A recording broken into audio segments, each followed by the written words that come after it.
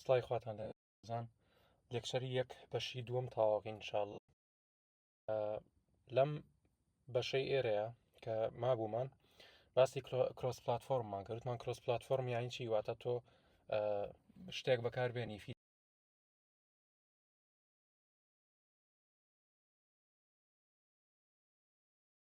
باشە جا یەکێک لەو پلتفۆرمانی کە زۆر باوە لە کوردستانە ئەندروید و iOS-ە. وەکو وتمان ئەندروید پێویستەکە کە تۆ زمانێکی بۆ بزانیت، iOS جوامان شێوە زمانێکی بۆ بزانیت، تاکە حەل ئەوەیە کە بۆی کە کاتە بۆ بگەڕێتەوە بۆی کە مێشکت هیلاک نوێ بە دیار دوو زمانەوە دوو زمانی جیاواز لەیەک پێویستە تۆ یەک زمان بزانی کە ویش بریتە لە زمانی دارت فرەیمۆرکی فلەتەر بەکارێنێ. ئەم دوو جیاوازی کە وتمان دوای باسێکین بەوردی چکە لای هەندێکتان پێتان وایە کە فلەتەر زمانە، نەخێر زمان نییە، فرەیمۆرکێکە توڵێکی تەکنۆلۆژیە کە زمانێکی لە خۆگرتووە بە ناوی دارت بۆ دروستکردنی سوفتوێر و ئەپلیکیشن. زۆر باشە. فلەتەرمان هەیە، ریاکت نیتیڤمان هەیە، ئەمەش ئەڵتەرنەتیڤێک یان هاوشێوە و نزیک شێوەیەکی فلەتەرە. ینی لە بری فلەتەر تۆ توانی ئەمە بەکاربێنی، توانی زەمارین بەکاربێنی، ئەوە خێ نییە، خەمارین ئەڵێ زەمارین. باشە وەتوانی چی بکەیت؟ دیپلۆی بکەی، واتە پەبلیشیکەی بڵاوی بکەیتەوە ئەکرۆس مەڵتیپل پلاتفۆرمز لەسەر کۆمەڵێک پلاتفۆرمی جیاواز و هەمە جۆر. باشە و ئەمە چیەکە؟ ڕێگە بە گەشە پێدەرەکە ئەدات بۆی کە بەرەو جمهورێکی زیاتر هەنگاو بنێت، واتە بەکارهێنەرەکان زۆر بن بە کەمترین کات و نرخیشەوە. باشە اینجا ئەوەی کە ماومانە لێرە پێم وابێت تاو زۆر باشە. ئێستا نەسەر پێناسی فلەتەر. فلەتەر چییە؟ فلەتەر بریتە لە توولکیتێک. باشە توولکیت ینی چی؟ ینی کۆمەڵێک کەرەستە. باشە کیت لەیە بمانای کۆمەڵێک دێت یان جەیەک. باشە جێگەیەک کە کۆمەڵێک توڵیت یا نێواخن کراوە لەلایەن کێوە دروستکراوە لەلایەن گوگڵەوە بۆچی بەکارێنرێت بۆ UI سوفتوێر. باشە دڤلۆپکردنی UI سوفتوێر. باشە واتە بەشی پێشەوەی سوفتوێر، فرۆنت ئەندی سوفتوێر. وە چیشە؟ ئۆپن سۆرسە. ئۆپن سۆرس وەکو لە پێشتر وتمان بەمانای چی دێ؟ بەمانایەوە دێکە کۆدەکانی کراون من و تۆ دەتوانین بین دەستکاری کۆدی فلەتەرکەین، کەستمایزی بکەین بەو شێوەی کە خۆمانەمانوێ. باشە من دڤلۆپەرێکی ئاست بەرزم ئەتوانم ئەم کۆدە بهێنم، ئەو کۆدەی کە مۆخ و مێشکی فلەتەرە لەلایەن گوگڵەوە دروستکراوە بڵاویشی کردوێتەوە کۆدەکەی، ئەتوانی بی دەستکاری بکەیت و بەو شێوەی کە ئەتەوێت فلەتەر ڕەفتارت بۆ بکات، بیهیڤ بۆ بکات. باشە بیهیڤێری دەستکاری بکەی هەمووی. باش دیزاین کراوە چی؟ بۆی کە ڕێگە بە گەشە پێدەرەکان بدە تاکو چی کرییتکە یان کرافتکە. کرییت و کرافت هەردووکیان هاومانان هاوواتان. High quality native interfaces for mobile, web and desktop applications from a single code base. ڕێگە بە دڤلۆپەرەکانەدا کە لە ڕێی یەک کۆدەوە یەک جۆر کۆدەوە چی دروستکەن؟ های کوالتی ئینتەرفەیسی های کوالتی بۆ مۆبایل و وێب و دسکتۆپ دروستکەن. باشە واتە ئەپلیکیشن بۆ ئەو سێ جۆرە ئامێرە دروستکەن. ئامێری مۆبایل، وێب ئەکرێ لەسەر مۆبایل و ئەکرێ لەسەر دسکتۆپ بێ، هەروە دسکتۆپ و لاپتۆپ و هەر جۆرە کۆمپیوتەرێکی تریش. زۆر باشە. فلەتەر چی بەکارێنێ؟ پرۆگرامینگ لانگویجێ بەکارێنە بە ناوی دارت، کاتە بۆمان دەرکەوت کە فلەتەر چەترەکەیە، فلەتەر توڵکیتە. باشە توڵکیتە چی بەکارێنێ؟ دارت بەکارێنێ. باشە ئەنجا ڕاستیەکەی بەدوای ئەو وشەیە ئەگەڕام کە لە ڤیددیوی پێشا باسم نەکرد بم خۆش ئالێرەیە باسی بکەمەوە. نیتیڤ نووسراوە چی؟ نووسراوە ریسپۆنسیڤ ئەپ دروستەکات. باشە ینی ئەو باڵێن خۆشترە بۆ مەسەلەی ریسپۆنسیڤنس خۆشترە. ریسپۆنسیڤ ینی چی؟ جەماعەت ریسپۆنسیڤ وشەیەکی ئینگلیزیە بەمانای وەڵامگۆ دێت بە کوردی. وەڵامگۆ ینی لەم کۆنتێکسەیە لەم سیاقیان وەستی لە ئەپلیکیشنێکە کە جوابی هەموو سکرینێک بداتەوە. واتە چەند جۆرە سکرینێکمان هەیە، سکرینمان هەیە پانە، سکرینمان هەیە دوورودرێژە، سکرینمان هەیە بچووکە مۆبایلە، مۆبایلمان هەیە گەورەیە بچووکە. بۆ نمونە آیفۆن 7 پرۆماکسمان هەیە، ساڵی داهاتوو لەوانەیە آیفۆن 8 پرۆماکس بێ، لەوانەیە تۆزە گەورەتر بێ، لەوانەیە بچووکتر بێ. بەو شێوەیە ینی سکرینی جیاواز هەیە. تۆ وەکو دڤلۆپەرێکی ئەپلیکیشن کە فلەتەر یان هەر تەکنۆلۆژیەکی تر بەکارێنی پێویستە ڕەچاوی ئەو سکرینانە بکەیت ئیتر لێرەیە بێ یان لە وێب ئاپ هەبێ یان لە کرۆس پلتفۆرمە بێ ئەبێ ئەپلیکیشنەکەت چی بێ ریسپۆنسیڤ بێت ئەو شەی ریسپۆنسیڤ بمانە ئەوە دێت جا لێرە شابەکاریە ناوەتەوە ئەڵێ لە ڕی فلەتەرەوە دڤلۆپەرەکان دەتوانن چی دروستکەن ڤیژوەلی ئەپیلینگ یعنی لە ڕێی ڕووکەشەوە دڵی خۆشەکە ئاسانە بەکارێنان و ریسپۆنسیڤیشە یوزەر ئینتەرفەیس باشە UIەکی ریسپۆنسیڤ دروست کات ئەو دڤلۆپەرە لە ڕی فلەتەرەوە that deliver a consistent experience across different platforms باشە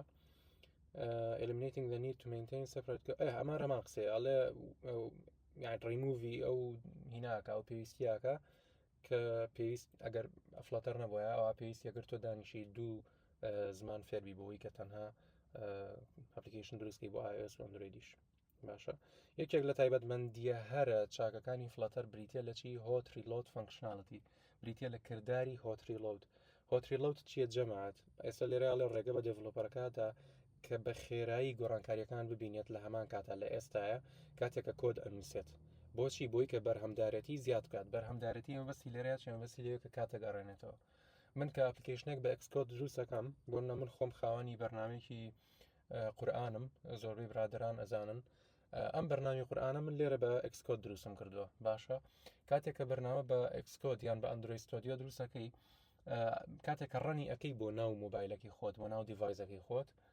کە ڕەتی شەکەەوە کۆمپیوتەرەکەتەوە پێویستە تۆزێ بۆستی تا ڕەن ئەبێت تا دابەزێت و تا ڕەن ئەبێت و چاڕی ئەەکەی ینی بۆ هەر گۆڕانکاریکی بچووک تەنانەت بگرە سترینگێک دەستکاری بکەی یەک پیت دەستکاری بکەی بەس بۆی گۆڕانکاریەکە ببینی ئەپدەیتەکە ببینی ئەبێت دووبارە ڕێنی بکاتەوە باشەیەکە لە خراپەکانی ئەو نیتیڤ ئایدیانە ئەوەیە بەڵام فلەتەر وانە فلەتەر ئەم هۆتریلۆدیتیا زۆر خۆشە من ڕەنم کردووە ئێستا حالیان کۆدی لەسەر کۆدی بەرنامی قورئانەکەم من باشە قورئانەکەش لەناو ئەپلیکیشنەکەی منە ڕەن بووە لەناو عەفو ئامێرەکەی منە ڕەن بووە باشە لەم حاڵەتەیە من بۆم نەشتێک دەستکاریەکەم بەتنێ دەستکاری ئەەکەم سترینگە دەستکاری ئەەکەم نقطەیە دەستکاری ئەەکەم کاتێک کە پەنجانیم بە هۆت ریلۆدا ینی کۆنتترۆل و پێم وابێ ئێسا لە ویندۆسە شتێکی وایە یەکسەر هینە بێ گۆڕانکاریەکە بینم بەبێ ئەوەی دانیشم لە سەرەتا ڕەنی بکەم ئەپلیکیشنەکە ئەمە لە عملیە ئەگەر کردبێتتان حتمما بەجوانی لەم تێەکەن اینجاکانێ لێرە شەباس چیمان بۆ کات لێرە یاڵە چێڵە فلەتەر ڕێگەمان پێ ئەدات کە کار لەگەڵ چیاکەین کار لەگەڵ ئەو شتانەیە بکەین کە پەیوەستە بە هاردوێری ئامێرەکەتەوە وەکو چی وەکو کامێرا وەکو خزمەتگوزاریەکانی لۆکیشن وەکو کۆنەکتیڤیتی نێتوەرک ڕەبتیبی بە ئاسیاسێڵەوە بە کۆڕەکەەوە بە فاستلینک و گۆرانێت و ئەو شتانەوە باشە یان سێنسەرەکان چ پێوترێم کۆمەڵێک سێنسەرمان هەیە لە مۆبایلە ناوەکیم بیرچوازم لیداری پێوتریان لایداری پێوترێ بۆن منە بۆ ئۆبجکت دیتێکشن غڵت نەبم ئەمە هەمووی لە ڕێی باڵین فلەتەرەوە تۆتانی بۆ ناپلیکیشنی دروستکەی بۆ دیتێکتکردنی ئۆبجکت بە نمونەیانی باشە لەو حاڵەتە چی بەکارێنێ ئەو سێنسەرەی ناو مۆبایلەکەت بەکارێنێ یان یتوانی ئەم کۆمەڵە شتی پێ بکەیت یان بۆ نمونە فەیسبوکە بە فلەتەر دروست کردووە بۆ نمونە یانی ئەپلیکیشنی فەیسبوک ئەتەوێت لە بەشی پرۆفایلەکەی چی تیادا بنی گۆڕینی وێنەی تیادا بنی لۆ حاڵەتە بێ فلەتەر پەیوەندی بکا بەچی بە پەیوەندی بکا بە خزمەتگوزانی کامێرای ئامێرەکەتەوە بووی کە بتوانێت ڕێ بە بەکارێنەرەکە بدات کامێرا بەکار بێنێت ئەمە نمونەیەکی سادە بوو باش ئەڵێ و کۆمپانیانی کە فلەتەر لە ئەپلیکیشنەکانیانە بەکارێنن ناتوان چەندانێکی ونووسن ئەگەر هاتەوە علیبابا ئەوە لە سین بەکارێنرێ سپیس ئەکس هی ئیلۆن ماسکە پەیوەندی بە گەردوونناسیەوە هەیە BMW توێتا گوگل کلاسروم ئەمانە لەبەر کەنجکە ئاسانە بۆیەوە پێتان لەم گوگل ئادس ئەوە بۆ ئەدڤێرتایزمنتە کاتێک کەچیتە سەر یوتیوب ئەدڤێرتایزمنتێک ڕکلامێکێتە سەری ئەمە لە ڕێی ئەم خزمەت گوزاریەوە زیاد بووە گوگل پێی بۆ وەکو فاستپێکی خۆمانە بە کورتێکی یان FIB زۆر باش ئەڵێ وەت فلەتەر کان دوو تقریبان لێرەیە هەمان قسە دووبارە ئەکاتەوە ئەڵێ چێڵە ڕێگەمان پێدات کە ئەپلیکیشن دروستکەین بۆچی بۆ کرۆس پلتفۆرم واتە بۆ چەند پلتفۆرمێک لە هەمان کاتە لێک کۆدە لێک کۆدەوە بۆچی بۆ منە بۆ iOS و ئەندروید و کۆمەڵە هینی تریش OSی تریش وەکو ویندۆس لینوکس لەگەڵ ماک OS ئەمەیەکە لە بەردەمتانە ئەمە هی ئەپڵە باشە build desktop applications for ئەوە ئەمان قسەی ئێستان بوو ئەمەش عینیشت ئێستا ئەم سێ ڕستەیە لێرە ئەتوان بیکەن بە یەک ڕستە هەرم ڕستەی بۆ بنووسن بەڵام لە دوای ئەندرویدەکە بڵێن ویندۆز ماک OS لینوکس لەگەڵ وێب تاڵ ئەوەندە کافیە بەڕای من. اینجا ئەمە لێرە ئەڵێ beautiful and responsive UI with Flutter's extensive widget library. وجد دوای باسیەکە ئینشاڵڵا فلەتەر لە وجد پێکاتوە یەک دنیا وجد پێکاتوە دوای ئینشاڵڵا باسیەکەین لێرە کاڵێ وجد لایبرەری یعنی عالەمی وجد باشە ینی کتێبخانەی وجد بەمانەی کتێبخانە نایە لەوێ بەس بەمانای عالەم دە ینی یەک دنیا وجدمان هەیە لەناو فلەتەرە لەڕێی ئەم هەموو وجدەوە توانین چی بکەین نتوانین UI responsive و beautiful دروستکەین باشە UI وەڵامگۆ و جوان دروستکەین utilize ینی use یوزی چی ئەکاچی بەکارێنێ هۆتری لەودەوەی کە ئێستا باسمان کرد for quick iteration یان iteration ئێستاش نازانم and development okay لێرەیە ئەوەی ئەخیرە لە چی integrate with ئەمە ئەڵێ توانی فلەتەر بەکاربێنی لەگەڵ back end as a serviceەکانە ئەوە ئەکرێت لە ڤیدیۆی تراباسیکە مەگەر حەستان لێ بوو بۆ مەسەلەی ئۆتێنتیکیشن و داتابیس و کلاود مەسەجینگ بۆ من ئەمێ ئەپلیکیشنێکی وەکو مەسنجەر دروستکەم کە بریتە لە چی بریتە لە مەسەجینگ سرویس باشە ئەپلیکیشن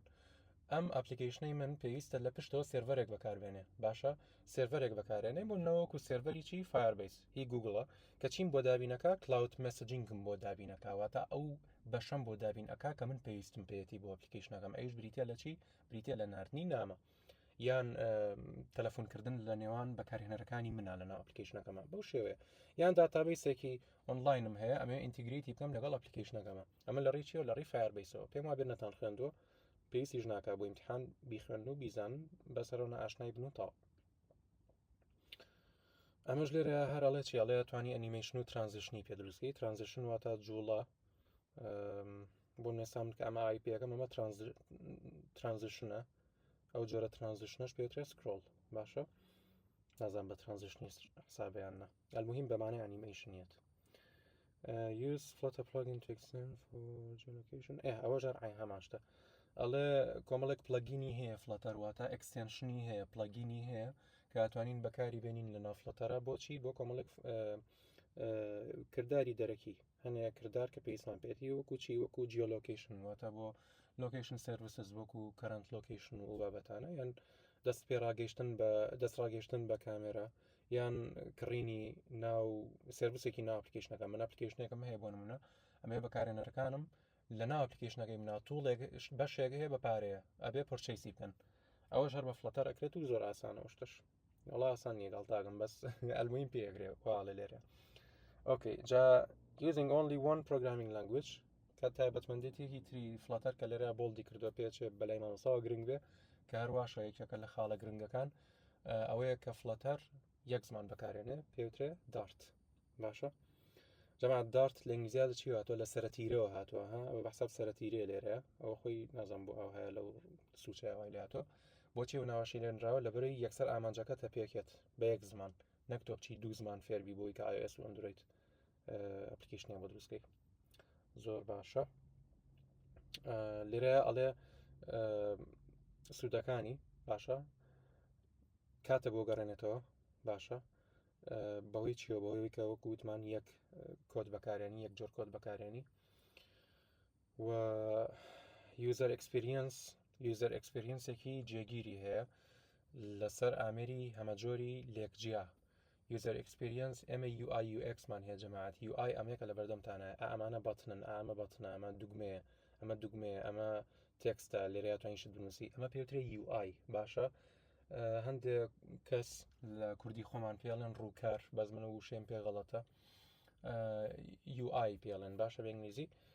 یوزەر ئەکسپریەنسیش زۆر بە کورتی پێتانەڵم ڤایبەر و تەلەگرام جیازیان چییە تەلەگرام خۆشترە بەکارهێنانی کەواتە یوزەر ئەکسپریەنسی تەلەگرام خۆشتر و باشترە یعنی ئەزمموی بەکارهێنەر لەگەڵ ئەپلیکیشنەکە ئەزمونە چۆنە لەگەڵیە باشە ئەو پێوترە یوزەر ئەکسپریەنس سەر لێرە کاڵێ consistent user experience یعنی چی یعنی یوزەر ئەکسپریەنسێکی جێگیر ئەبەخشێ بە ئەپلیکیشنێک کە من ئەگەر بۆ iOS دروستیکەم بۆ ئەندرویدیش هەمان شتا توانم وای لێ بکەم باشە لەسەر دوو ئامێری جیازیش مینتنەنسکردنی ئاسانە واتە چاکردنەوەی یان پەرەپێدان پێی ئاسانە و ئاپدەیتکردنیشی بە ئاماشەوە faster time to market for launching on multiple ئەمان نازانم بەستی لە چییە time to market on multiple نازانم لێرەیان بەسی لە چێت چکە تۆ گەر ئەپلیکیشنێک دروستکەی پێویستە بیخەیتە ناو ستۆرەکانیانەوە بۆ منە گوگل پلی ستۆر یان ئەپ ستۆر لێرە هەڵێ سیملتینسلی تێناگەم لەوە بەسی لە چێ بەهەرحاڵ بەس پێم وا بێ بەستیەوەیە کە تۆ ئەپلیکیشنێک دروستەکەی یەک جارەکەی خەیتە هەردوو ستۆرەکەەوە واتە بۆ ناگەر لە ئەندرویدا کێشەی هەبوو یان لە iOS هەردووکی کێشیان هەبوو یەک جار حەلیەکەیت باشە کاڵێ سیملتینسلی واتە لە هەمان کاتان بەس لە یەک جارە حەلیەکەیت دەستەوڕەکەم بەستیەوە بێت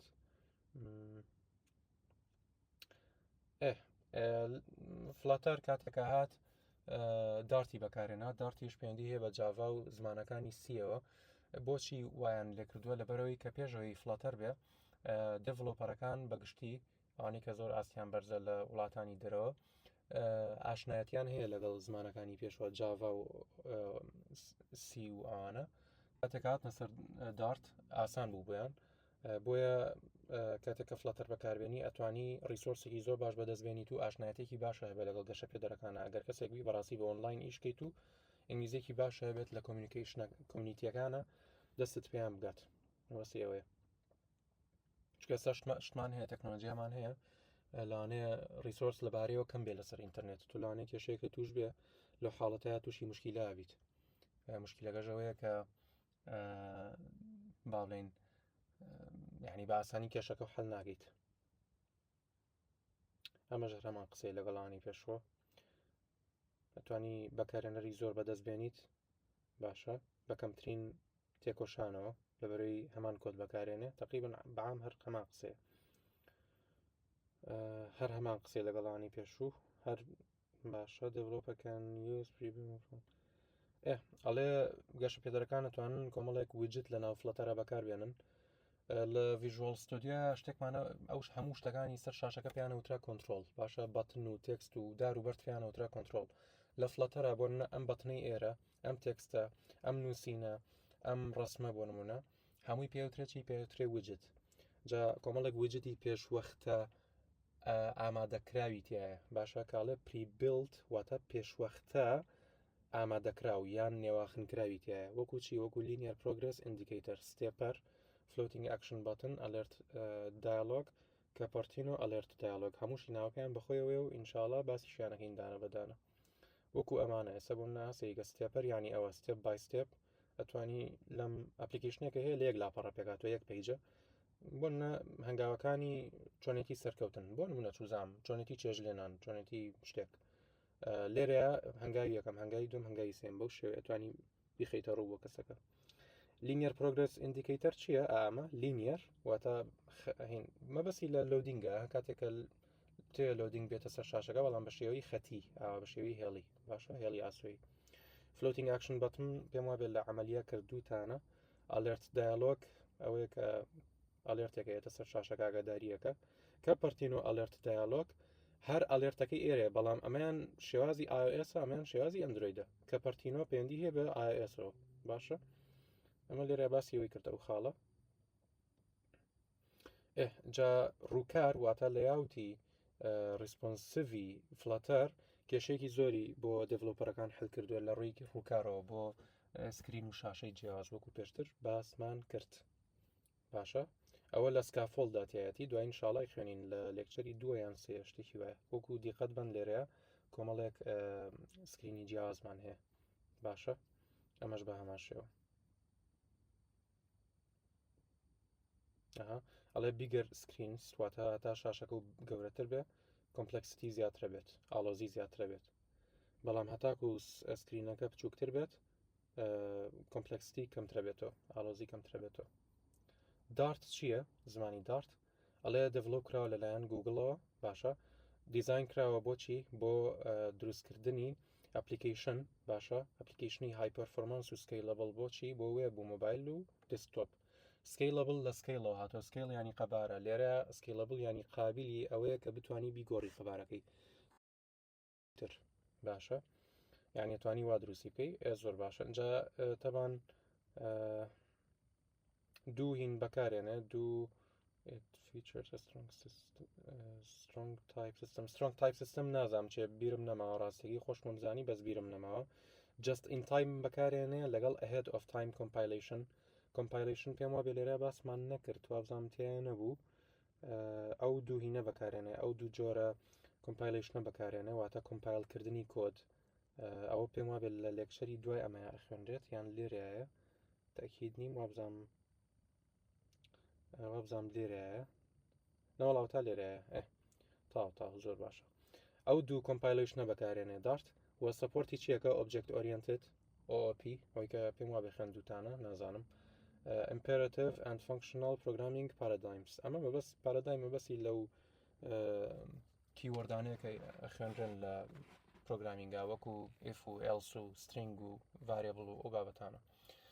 ئۆفەری چیمان بۆکە asynchronous programming نازانم چیە چوشم بەدوایە بەس بەخوا بیرم چۆتەوە هەشتێکیش نەچی بەدوایە بیرتە چێتەوە async و await بۆ مەسەلەی هەر مەبەستی ئەوەیە asynchronous مەبەستی لە ئەم دوو پێما فانکشنەیە خۆم زۆر کەم بەکارم هێناوە بۆ مەسەلەی سێرڤەر و ئانێن مەچنە وردەکاریەوە بەس دەرخی بکەن مۆزوعەکە هەرەوەندا ئاشنای بن و تاو سینتاکسێکی مۆدرنی هەیە باشە کۆدەکەی comprehensive واتە understandable قابلی ئەوەیە کە لی تێبگەی standard library باشە لایبرەری مەبەستی لەو جیهانە پڕ لە کۆدەیە کە لە خۆی گرتووە ستانداردیشە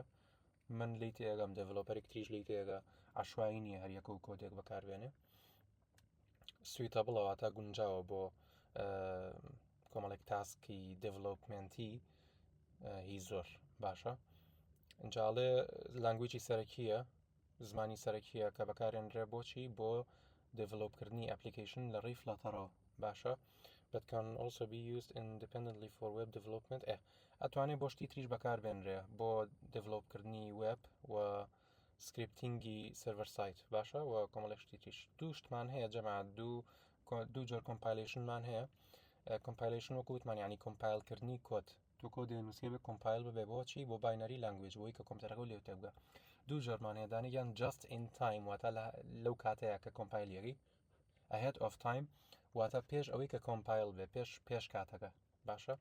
سێریکە لێرەیاڵێ چی ئێستا ڕێک ئەمەی ئێرە ئەم just in timeە ڕێک مەبەستی لەو لەحزەیە کە هۆتریلۆدیەکەی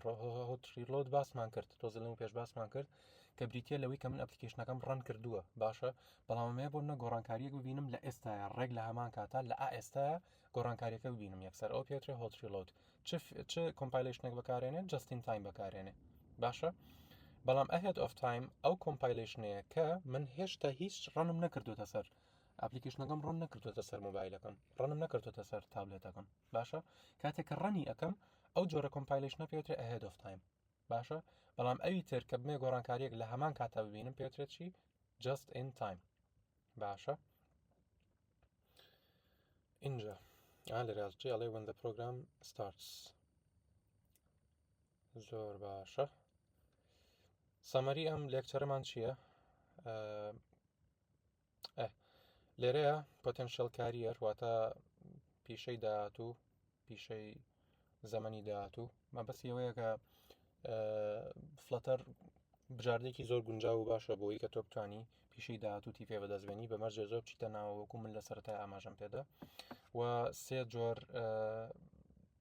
سێ ڕێگە هەیە بۆ دڤلۆپکردنی ئەپلیکیشنی مۆبایل چی native app web application development لەگەڵ cross platform application development باشە فلاتەر یەکێکە لە هەرە باوترین فرێموەرکەکان کە ئۆپن سۆرسیشە باشە کە ئۆپن سۆرسیشە بەکارێنرێ بۆ دروستکردن گەشە پێدانی UI user interface بۆ چ شتێ سمارتفۆن وەکوچی ئەندروید و iOS و وێبسایت و کڕۆکەکەشی یان ناوەڕۆکهینەکەی کڕۆکەکەی دڵەکەی مێشکەکەی بریتە لە چی دارت زمانی دارت باشە ئەمەش لێرەیە ئەڵێ دوو جۆر هینمان هەیە دوو جۆر ڕێگەمان هەیە بۆ کۆمپایلشن JIT لەگەڵ AOT JIT بریتە لە just in time AOT بریتە لە ahead of time ahead واتە پێشەوەی کە کاتەکە بێتە ئاراوە باشە ئەوە تاڵێت just in time provides hot reloading in Flutter وەکو بکە باسمان کرد لە کاتێکە AOT provides quicker application installation of mobile devices. quicker لێرەیان بەسیە چییە؟ application installation واتە کاتێک کە بتوی ئەپلیکیشنەکە ئینستاڵکەی بۆ سەر دیڤایزەکەت لەو کاتەیە کە ahead of time بەکارێنرێت. هیوادارم تێگەشت بێتن. هەر پرسیارێکشتان هەبوو لە خزمەتانم لە کۆمنتە بۆم بنووسن لە خزمەتانە بم. خی گەورە سەلامەت و سەرکەوتوتان کا و بە هیوای نمرەی بەرز و سەرکەوتن انشاءالله.